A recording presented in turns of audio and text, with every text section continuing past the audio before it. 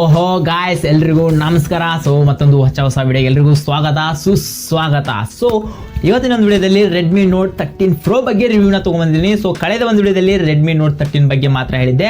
So ಇನ್ನೂ ಒಂದು video ಬರುತ್ತೆ ರೆಡ್ಮಿ ನೋಟ್ 13 Plus ಬಗ್ಗೆ. ಸೊ ಅಲ್ಲಿವರೆಗೂ ಕೂಡ ವೇಟ್ ಮಾಡಿ. ಅದಕ್ಕೆ ನಾವು ನೀವು ಇನ್ನೂ ನಮ್ಮ ಚಾನಲ್ನ ಸಬ್ಸ್ಕ್ರೈಬ್ ಮಾಡ್ಕೊಂಡಿಲ್ಲ ಅಂದರೆ ದಯವಿಟ್ಟು ನಮ್ಮ ಚಾನಲ್ಗೆ ಫಸ್ಟ್ ಮೊದಲಾಗಿ ಯಾರಾದರೂ ನೋಡ್ತಾ ಇದ್ದೀರಾ, ಹೊಸಬರಾಗಿದ್ದೀರಾ ಅಂತಂದರೆ ದಯವಿಟ್ಟು ನಮ್ಮ ಒಂದು ವಿಡಿಯೋಗೆ ಸಬ್ಸ್ಕ್ರೈಬ್ ಮಾಡ್ಕೊಳ್ಳೋದ್ರ ಜೊತೆಗೆ ಲೈಕ್ ಕೂಡ ಮಾಡಿ. ಆ್ಯಂಡ್ ನೋಡ್ತಿರೋರೆಲ್ಲ ಲೈಕ್ ಮಾಡಿ. ಸೊ ರೆಡ್ಮಿ ನೋಟ್ 13 Pro ಏನಿದೆ, ಈ ಒಂದು ವೇರಿಯೇಷನ್ ಏನೆಲ್ಲ ಮಾಡಿದ್ದಾರೆ ಮತ್ತು ಈ ಒಂದು ನೋಟ್ 13ನಲ್ಲಿ ಮತ್ತು 13 Proದಲ್ಲಿ ಎಷ್ಟೆಲ್ಲ ಚೇಂಜಸ್ ಮಾಡಿದ್ದಾರೆ ಅನ್ನೋದನ್ನ ಈ ಒಂದು ವಿಡಿಯೋದಲ್ಲಿ ತಿಳ್ಕೊಂಡು ಬರೋಣಂತೆ. ಸೊ ನನ್ನ ಮೊದಲಾಗಿ ಈ ಒಂದು ಓವರ್ ಆಗಿ ಫೋನ್ ಲುಕ್ ಡಿಸೈನ್ ಬಗ್ಗೆ ಮಾತಾಡ್ಕೊಂಡು ಬರೋಣ. ಸೊ ಈ ಒಂದು ಫೋನ್ನ ನೀವು ನೋಡ್ಕೊಂಡಾಗೆ ಕಳೆದ ಒಂದು ವಿಡಿಯೋದಲ್ಲಿ ನಾವು ಏನು ನೋಡಿದ್ವಿ, ಡ್ಯುವೆಲ್ ಕ್ಯಾಮ್ರಾ ಸೆಟಪ್ ನೋಡಿದ್ವಿ. ಈ ಒಂದು ಫೋನಲ್ಲಿ ಕೂಡ ಅಷ್ಟೇ ಟ್ರಿಬಲ್ ಕ್ಯಾಮ್ರಾ ಸೆಟಪ್ನ ಕೊಡ್ತಾ ಇದ್ದಾರೆ. ಮತ್ತು ಅಷ್ಟೇ ಒಂದು ಚಿಕ್ಕ ಪುಟ್ಟ ಚೇಂಜಸ್ ಮಾಡಿದ್ದಾರೆ. ಮತ್ತು ಏನು ಕೂಡ ಜಾಸ್ತಿ ಚೇಂಜಸ್ ಅನ್ನೋದನ್ನ ನಾವು ಈ ಒಂದು ಫೋನಲ್ಲಿ ಕಾಣ್ತಾ ಇಲ್ಲ. ಬಟ್ ಇಲ್ಲಿ ಯಾವ್ದಾವ ಕೂಡ ಓವರ್ ಆಗಿ ಸೇಮ್ ಇರುತ್ತೆ. ಸ್ಪೆಸಿಫಿಕೇಶನ್ ವೈಸ್ ಬಂದಾಗ ಸ್ವಲ್ಪ ಮಾತ್ರಿಗೆ ಚೇಂಜ್ ಮಾಡಿಬಿಟ್ಟು ಈ ಒಂದು ಪ್ರೋ ವೇರಿಯಂಟ್ ಅನ್ನೋದನ್ನ ಲಾಂಚ್ ಮಾಡಿದ್ದಾರೆ ಅಂತ ಹೇಳ್ಬೋದು. ಓವರ್ ಆಗಿ ಫೋನ್ನ ನೋಡ್ಕೊಂಡಾಗ ನಮಗೆ ಪಂಚ್ ಹೋಲ್ ಡಿಸ್ಪ್ಲೇ ಜೊತೆ ನಮಗೆ ಇಲ್ಲಿ ಒಂದು ಗೋರಿಲ್ಲಾ 5 ಗ್ಲಾಸ್ ಪ್ರೊಟೆಕ್ಷನ್ ನಾವು ನೋಡಕ್ ಸಿಗ್ತಾ ಇದೆ. ಇನ್ನು ಬಿಟ್ರಪ್ಪ ಅಂತಂದ್ರೆ ಇನ್ನು ಬ್ಯಾಕ್ ಸೈಡ್ ಬಂದ ನಂತರ ಟ್ರಿಪಲ್ ಕ್ಯಾಮ್ರಾ ಸೆಟಪ್ ನ ನೋಡ್ತಾ ಇದೀವಿ. ಜೊತೆಗೆ ಒಂದು LED ಫ್ಲಾಶ್ ಸಹ ನಾವು ನೋಡ್ಕೋತಾ ಇದೀವಿ. ಜೊತೆಗೆ ಈ ಒಂದು ಟೆಕ್ಸ್ಚರ್ ನ ನೋಡ್ಕೊಂಡಾಗ ಒಂದು ಮ್ಯಾಟ್ ಫಿನಿಶಿಂಗ್ ನ ನಮ್ಗೆ ಸಾಕಾದ ಲುಕ್ ನ ನಮಗೆ ಡಿಸೈನ್ ನ ನೋಡಕ್ ಸಿಗ್ತಾ ಇದೆ. ಅಂದ್ರೆ ಒಂದು ಲುಕ್ ವೈಸ್ ನೋಡ್ಕೊಂಡಾಗ ಇದು ಗ್ಲಾಸ್ ಫಿನಿಶಿಂಗ್ ರೀತಿ ಕಾಣುತ್ತೆ. ಬಟ್ ಇದು ಗ್ಲಾಸ್ ಅಲ್ಲ, ಇದೊಂದು ಫೈಬರ್ ಆಗಿರುತ್ತೆ, ಅದು ನಮಗೆ ಗೊತ್ತಿದೆ. ರೈಟ್ ಸೈಡ್ ಬಂದ್ರಪ್ಪ ಅಂದ್ರೆ ಒಂದು ವ್ಯಾಲ್ಯೂ ಮೇಕರ್ ಕೀಸ್ ಮತ್ತೆ ಒಂದು ಪವರ್ ಆನ್ ಬಟನ್ ಕೂಡ ನಮಗೆ ನೋಡಕ್ ಸಿಗ್ತಾ ಇದೆ. ಒಂದು ಟಾಪ್ ಸೈಡ್ ಅಲ್ಲಿ ಬಂದ್ರಪ್ಪ ಅಂದ್ರೆ ಒಂದು 3.5mm ಜಾಕ್ ಮತ್ತೆ ನಾಯ್ಸ್ ಕ್ಯಾಲ್ಕುಲೇಷನ್ ಮತ್ತು ಒಂದು IR ಬ್ಲಾಸ್ಟರ್ ಕೂಡ ನೋಡಕ್ ಸಿಗ್ತಾ ಇದೆ. ಅಂಡ್ ನೆಕ್ಸ್ಟ್ ಬಾಟಮ್ ಅಲ್ಲಿ ಬಂದ್ರಪ್ಪ ಅಂತಂದ್ರೆ ಒಂದು ಸ್ಪೀಕರ್ ಸಿಗುತ್ತೆ, ಮತ್ತೆ ಒಂದು USB Type-C ಚಾರ್ಜರ್ ಕೂಡ ನಮ್ಗೆ ಸಿಗುತ್ತೆ, ಮತ್ತೆ ಒಂದು ಮೈಕ್ ಸಹ ನಾವು ನೋಡ್ಕೋಬಹುದು. ಇನ್ನ ಫೋನಲ್ಲಿ ಬೇರೆ ಏನೋ ಚೇಂಜಸ್ ಕೂಡ ಕಾಣ್ತಾ ಇಲ್ಲ. ಆ್ಯಂಡ್ ಈ ಒಂದು ಫೋನಲ್ಲಿ ಈ ಒಂದು ಫೋನ್ಗೆ ಡಿಸೈನಲ್ಲಿ ಕೂಡ ಸೇಮ್ ಇದೆ ಅಂತ ಹೇಳ್ಬೋದು. ನೆಕ್ಸ್ಟ್ ಈ ಒಂದು ಫೋನ್ ಪರ್ಫಾರ್ಮೆನ್ಸ್ ಏನು ರನ್ ಮಾಡುತ್ತೆ, ಮತ್ತು ಈ ಡಿಸ್ಪ್ಲೇಲಿ ಏನಿದೆ, ಮತ್ತು ಈ ಒಂದು ಕ್ಯಾಮ್ರಾ ಏನು, ಪ್ರತಿಯೊಂದು ಬಗ್ಗೆ ತಿಳಿಸ್ಕೊಡ್ತಾ ಇದ್ದೀನಿ. ಸೊ ಮೊದಲಾಗಿ ಹೇಳ್ದಂಗೆ ನಮ್ಮ ಚಾನಲ್ನ ಇನ್ನೂ ಕೂಡ ಸಬ್ಸ್ಕ್ರೈಬ್ ಮಾಡ್ಕೊಂಡಿಲ್ಲ ಅಂದರೆ ಇವಾಗ ನಮ್ಮ ಚಾನಲ್ನ ಸಬ್ಸ್ಕ್ರೈಬ್ ಮಾಡಿಕೊಡ್ರೆ ಆ್ಯಂಡ್ ವಿಡಿಯೋನ ಕಂಟಿನ್ಯೂ ಮಾಡೋಣಂತೆ. ಈ ಒಂದು ಫೋನಲ್ಲಿ ಪರ್ಫಾರ್ಮೆನ್ಸ್ ಬರೋಣ. ಕ್ವಾಲಿಕಾಮ್ ಸ್ನ್ಯಾಪ್ಡ್ರ್ಯಾಗನ್ 7 Gen 2 ಪ್ರೊಸೆಸರ್ ನೋಡ್ತಾ ಇದೀವಿ. ಈ ಒಂದು ಪ್ರೊಸೆಸರ್ ಕೂಡ 5G ಪ್ರೊಸೆಸರ್ ಆಗಿರುತ್ತೆ. ಈ ಫೋನ್ ಡಿಸ್ಪ್ಲೇ ಬಂದ್ರಪ್ಪ ಅಂತಂದ್ರೆ 6.67 ಇಂಚಸ್ ನ OLED ಡಿಸ್ಪ್ಲೇ ಕೊಡ್ತಾ ಇದ್ದಾರೆ. ಅದು ಕೂಡ 120 Hz ರಿಫ್ರೆಶ್ ರೇಟ್ ಸಪೋರ್ಟ್ ಮಾಡುತ್ತೆ. ಅಷ್ಟಲ್ಲದೆ HDR10+ ಕೂಡ ಇದ್ರೊಳಗಡೆ ಸಪೋರ್ಟ್ ಮಾಡೋದ್ರಿಂದ ಒಂದು ಫೋನ್ ವಿವಿಂಗ್ ಎಕ್ಸ್ಪೀರಿಯನ್ಸ್ ಆಗಿರ್ಬೋದು, ನಮಗೆ ಬ್ರೈಟ್ ಅಂತೂ ಕಾಣೋದ್ರಲ್ಲಂತೂ ವಿಡಿಯೋ ಕ್ವಾಲಿಟಿ ಆಗಿರ್ಬೋದು ಎಲ್ಲವೂ ಕೂಡ ಅಲ್ಟಿಮೇಟ್ ಅಂತ ಹೇಳ್ಬೋದು. ಏನಪ್ಪಾ ಅಂದ್ರೆ ಇಲ್ಲಿ ಮಿಸ್ಸಿಂಗ್ AMOLED ಡಿಸ್ಪ್ಲೇ ಕೊಟ್ಟರೆ ಇನ್ನು ಚೆನ್ನಾಗಿರ್ತಾ ಇತ್ತು ಅಂತ ನನಗೆ ಅನಿಸ್ತು. ಬಟ್ ನಿಮ್ಗೆ ಏನು ಅನಿಸುತ್ತೆ ಅನ್ನೋದನ್ನು ಕೂಡ ಕಮೆಂಟ್ ಮಾಡಿ.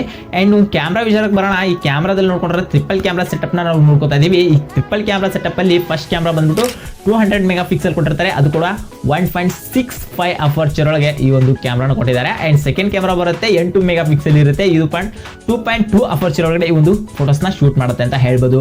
ಮತ್ತೆ ಇನ್ನು ಲಾಸ್ಟ್ ಕ್ಯಾಮ್ರಾ ಬರುತ್ತೆ 2 MP 2.4 ಅಪರ್ಚರ್ ಕೊಟ್ಟವ್ರೆ. ಸೊ ಈ ಒಂದು ಫ್ರಂಟ್ ಕ್ಯಾಮ್ರಾ ವಿಚಾರಕ್ಕೆ ಬರೋಣ. ಫ್ರಂಟ್ ಕ್ಯಾಮ್ರಾದಲ್ಲಿ ನೋಡ್ಕೊಂಡ್ರೆ 16 MP ನೋಡ್ತಾ ಇದೀವಿ. ಈ ಒಂದು ಫೋನ್ ನಲ್ಲಿ ಫ್ರಂಟ್ ಕ್ಯಾಮ್ರಾದಲ್ಲಿ ಯಾವುದು ಕೂಡ ಚೇಂಜಸ್ ಮಾಡಿಲ್ಲ, ಸೇಮ್ ಇದೆ ಅಂತ ಕೂಡ ಹೇಳ್ಬೋದು. ಈ ಒಂದು ವಿಡಿಯೋ ರೆಕಾರ್ಡಿಂಗ್ ಬಂದವಪ್ಪ ಅಂತಂದ್ರೆ ಬ್ಯಾಕ್ ಅಲ್ಲಿ ನೋಡ್ಕೋಬಹುದು 4K 30 FPS ಒಳಗೆ ರೆಕಾರ್ಡ್ ಮಾಡ್ಕೋಬಹುದು. ಮತ್ತೆ ಇನ್ನು ಫುಲ್ HD ಒಳಗೂ ಕೂಡ ಸೇಮ್ 30 FPS ಒಳಗೆ ರೆಕಾರ್ಡ್ ಮಾಡ್ಕೋಬಹುದು. ಅಟ್ಲೀಸ್ಟ್ ಈ ಫುಲ್ HD ಒಳಗಾದ್ರೂ 60 FPS ಕೊಡಬಾರ್ದಾಗಿತ್ತ, ಇವರು ಕೊಟ್ಟಿಲ್ಲ ಅಂತ ಅಂದ್ಬಿಟ್ಟು ಅದೇ ಒಂದು ಮಿಸ್ ಹೊಡಿತಾ ಇದೆ. ಇನ್ನು ಫ್ರಂಟ್ ವಿಚಾರದಲ್ಲಿ ಕೂಡ ಅಷ್ಟೇ ಫುಲ್ HD ಒಳಗೆ ಮತ್ತೆ HD ಒಳಗೆ 30 FPS ಒಳಗೆ ರೆಕಾರ್ಡ್ ಮಾಡ್ಕೋಬಹುದು. ಇಷ್ಟೇ, ಈ ಕ್ಯಾಮ್ರಾದಲ್ಲಿ ಏನು ಕೂಡ ಚೇಂಜಸ್ ಮಾಡಿಲ್ಲ.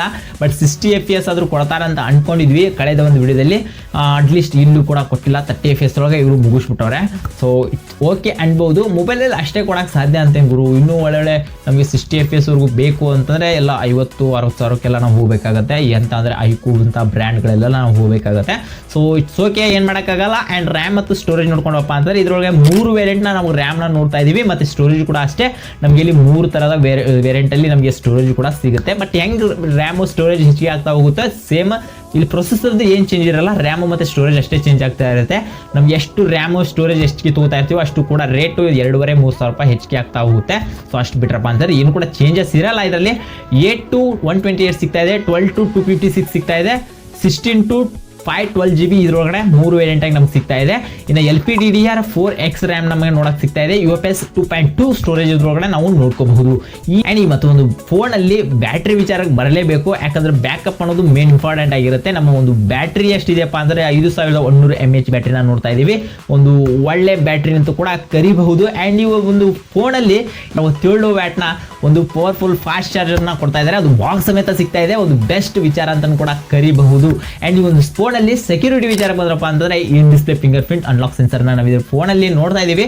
ಈ ಒಂದು ಇನ್ ಡಿಸ್ಪ್ಲೇ ಅಲ್ಲಿ ಫಿಂಗರ್ ಪ್ರಿಂಟ್ ಕೊಡ್ತಾ ಇರೋದ್ರೆ ನಮ್ಗೆ ಸಾಕತ್ ಖುಷಿ ಆಯ್ತು. ಅಂಡ್ ಇದೇ ಜೊತೆಗೆ ಇನ್ನೂ ಚೂರು ಕ್ಯಾಮ್ರಾದಲ್ಲಿ ಇನ್ನೂ ಕೂಡ ಒಂದು ಚೂರು ಆಪ್ಟಿಮೈಸ್ ಮಾಡಿದ್ರು ಅಂತಂದ್ರೆ ಇನ್ನೂ ಚೆನ್ನಾಗಿರ್ತಾ ಇತ್ತು ಅಂತ ನನಗೆ ಅನಿಸ್ತು. But video quality audio quality ಎಲ್ಲ ಫುಲ್ ಅನ್ಬಾಕ್ಸಿಂಗ್ ವಿಡಿಯೋದಲ್ಲಿ ನೋಡೋಣಂತೆ. ಎಲ್ಲರೂ ಈ ಫೋನ್ ಲಾಂಚ್ ಆಯ್ತ ತಕ್ಷಣ ಗೊತ್ತಾಗುತ್ತೆ ಏನೆಲ್ಲ ಈ ಒಂದು ಫೋನ್ ನ ಕ್ಯಾಮ್ರಾ ಬಿಲ್ಡ್ ಮಾಡಿದ್ದಾರೆ ಅಂತ ಅಂದ್ಬಿಟ್ಟು. ಇನ್ನೆಲ್ಲ ಬಾಕಿ ವಿಚಾರಕ್ಕೆ ನನಗೆ ಈ ಫೋನ್ ಓಕೆ ಅನ್ಬೋದು. ಅಂಡ್ ಓಕೆ ಅನ್ನೋದಕ್ಕಿಂತ ಚೆನ್ನಾಗಿದೆ ಇದನ್ನೇ ತಗೊಳ್ಳಿ ಅನ್ನೋದಕ್ಕಿಂತ ಈ ಬ್ರ್ಯಾಂಡ್ ಇಷ್ಟಪಡೋರು ಈ ಒಂದು ಫೋನ್ ನ ಒಂದು ಬೆಸ್ಟ್ ಆಪ್ಷನ್ ಕೂಡ ಆಗ್ಬೋದು. ಒಂದು ಬೆಂಕಿ ಬಿಲ್ಡ್ ಮತ್ತೆ ಬೆಂಕಿ ಡಿಸೈನ್ ಕೂಡ ಅಂತ ಹೇಳ್ಬೋದು. ಅಂಡ್ ಈ ಒಂದು ಫೋನ್ ಲುಕ್ ನಲ್ಲಿ ನೋಡ್ಕೊಂಡಾಗ ಒಂದು ಫುಲ್ ಚೆನ್ನಾಗಿ ಅನ್ಸುತ್ತೆ. ಈ ಫೋನ್ ನೋಡ್ಕೊಂಡ ತಕ್ಷಣ ನಿಜವಾಗ್ಲೂ ಇದೇ ಫೋನ್ ತಗೋಬೇಕು ಅನ್ನೋ ಫೀಲ್ ಬರೋದಂತೂ ಸಹಜ. ಅಂಡ್ ಈ ಒಂದು ಫೋನ್ ಅಲ್ಲಿ ಸ್ವಲ್ಪ ಮಟ್ಟಿಗೆ ಚೇಂಜಸ್ನ ಮಾಡಿದ್ದಾರೆ ಬಿಟ್ರೆ ಇನ್ನು ಯಾವುದೇ ರೀತಿ ಚೇಂಜಸ್ಗಳನ್ನ ನಾವು ನೋಡ್ತಾ ಇಲ್ಲ. ಒಂದು ಕ್ಯಾಮ್ರಾನ ಎಕ್ಸ್ಟ್ರಾ ಕೊಟ್ಟಿದ್ದಾರೆ. ಅದರಲ್ಲಿ MediaTek 6080 ಕೊಟ್ಟವ್ರೆ ಡೈಮೆನ್ಸಿಟಿ. ಇದರೊಳಗೆ 7 Gen 2 ಕೊಟ್ಟವ್ರೆ ಸ್ನ್ಯಾಪ್ಡ್ರ್ಯಾಗನ್. ಅಷ್ಟು ಬಿಟ್ರೆ ಏನು ಕೂಡ ಚೇಂಜಸ್ ಅನ್ನೋದಿಲ್ಲ. ಬಟ್ ಎರಡು ಫೋನ್ ಓವರ್ ಆಲ್ ಸೇಮ್ ಇದಾವೆ. ಸ್ಪೆಸಿಫಿಕೇಶನ್ ಸ್ವಲ್ಪ ಚೇಂಜ್ ಮಾಡಿಬಿಟ್ಟು ಅಂಡ್ ಡಿಸೈನ್ ಅಲ್ಲೂ ಕೂಡ ಸ್ವಲ್ಪ ಮಟ್ಟಿಗೆ ಚೇಂಜ್ ಮಾಡೋರೆ. ಮತ್ತೆಲ್ಲ ಸ್ಕ್ರೀನ್ ಗಿರೀನ್ ಎಲ್ಲ ಕೂಡ ಸೇಮ್ ಕೊಟ್ಟವ್ರು ಅಂತಾನೆ ಕೂಡ ಹೇಳ್ಬೋದು. ಅಂಡ್ ಓವರ್ ಆಲ್ ಆಗಿ ಈ ಫೋನ್ ಒಂದು 20 ರಿಂದ 22 ಸಾವಿರದೊಳಗೆ 22,000 ಮೇ ಬಿ ಡೌಟು. ಬಟ್ 20,000 ಈ ಒಂದು ಫೋನ್ ಲಾಂಚ್ ಆಗುತ್ತೆ ಅಂತ ನಾನು ಹೇಳ್ಬೋದು. ಬಟ್ ನೋಡೋಣ ಕಾದು ನಮ್ಮ ಇಂಡಿಯಾ ಮಾರ್ಕೆಟ್ ಅಲ್ಲಿ ಎಷ್ಟಕ್ಕೆಲ್ಲ ಲಾಂಚ್ ಆಗುತ್ತೆ ಅಂತ ಹೇಳಕ್ಕಾಗಲ್ಲ.